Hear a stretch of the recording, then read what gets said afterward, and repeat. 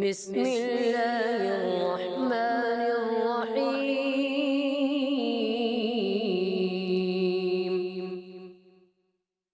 آمن الرسول بما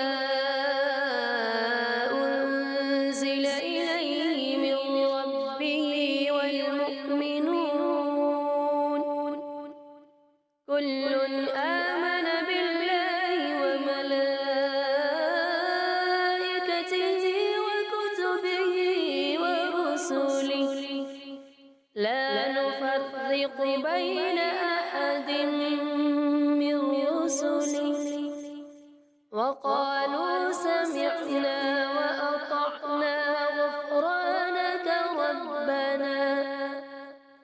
ربنا وإليك المصير.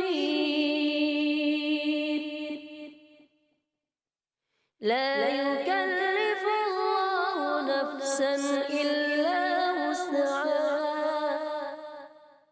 لها ما كسبت وعليها ما اكتسبت ربنا لا تؤاخذنا إن نسينا أو أخطأنا ربنا ولا تحمل علينا